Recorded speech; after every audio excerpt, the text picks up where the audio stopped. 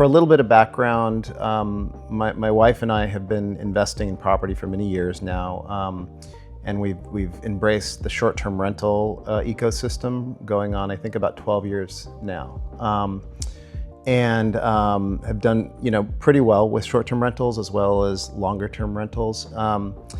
And when we moved here, we looked at starting to try to figure out some ways to capitalize on some other property that we own, and specifically a property up in Oregon, where we had a multi-unit dwelling situation and then a large lot. And so we were trying to figure out how can we develop this out to basically kind of capitalize on this great neighborhood and to put in place a better short-term rental situation.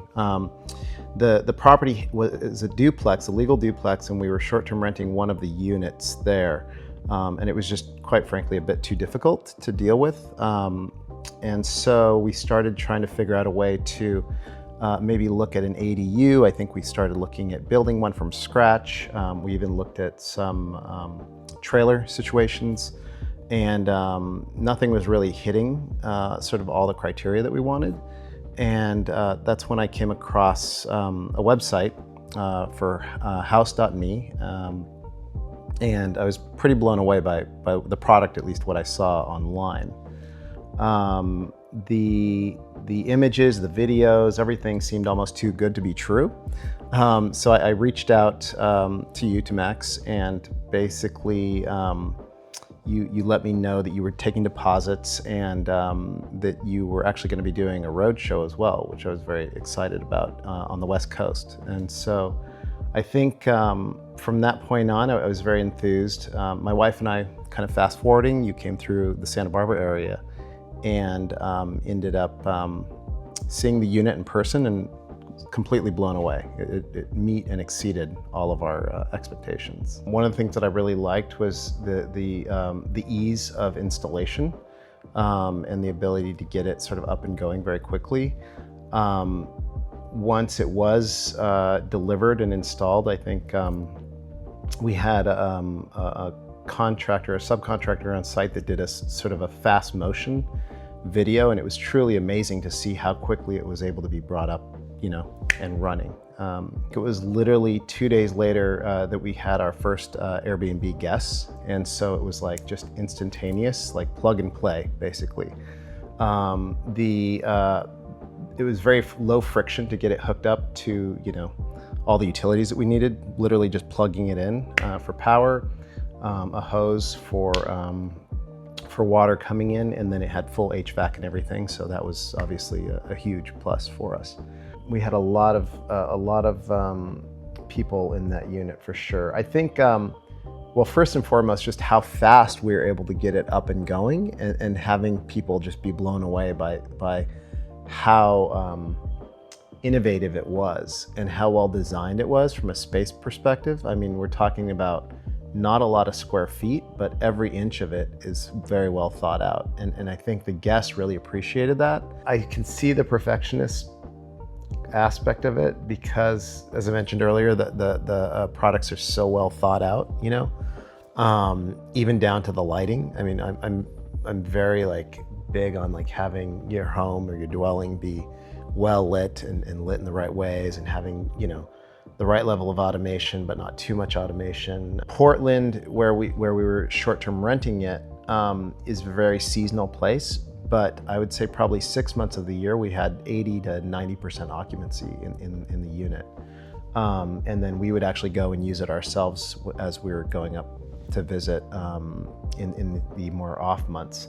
And it was amazing to get, to have guests who said, "Oh my gosh, I've never stayed in anything like this. It's so comfortable, it's so quiet." I was staying in it one night, and it's the middle of the city. We have a neighborhood where there was a number of basically kids living next door, and they were having a huge party, and it was extremely loud. They had a band and everything, and our unit was maybe 15 feet from where they were, and I could barely hear anything. It was incredible how well sealed and how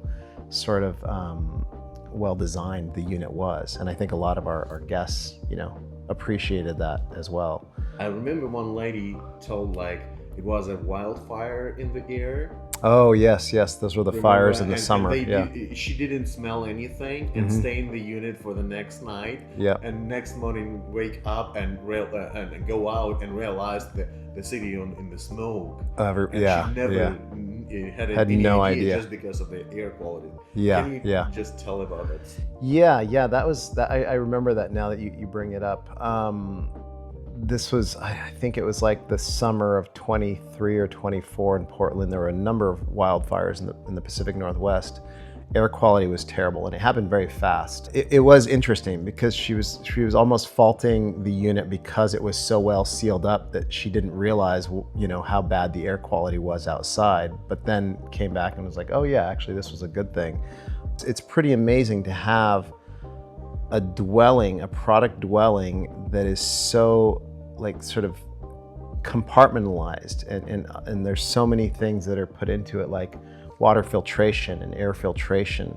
Portland is a place that gets very hot in the summertime. Like we used to live up there, and we bought a house that had AC, and I was like, I don't understand why people have AC up here.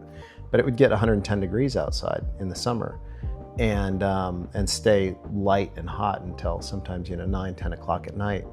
And the unit was always very comfortable. We never had people complain about the sort of the interior comfort of heat, cold, what have you. And then like the inverse of that is obviously the wintertime, where it's can be snowy out, and the heat pump worked very well to keep people cozy in there, including myself. I stayed in there for, I think at one point 4 or 5 nights in a row, and it was extremely chilly. I mean, especially coming from California, where you're spoiled, but it was probably like 20, 22 degrees, and I never had any comfort issues with that. We were recently looking at investment in Alabama, and basically a land investment product, and the partner who we've been talking to about this was basically sort of gloating about how easy it is to put and to sort of build whatever you want in these places, and no red tape, no sort of bureaucracy. It's just you can do whatever you want basically if you own the land.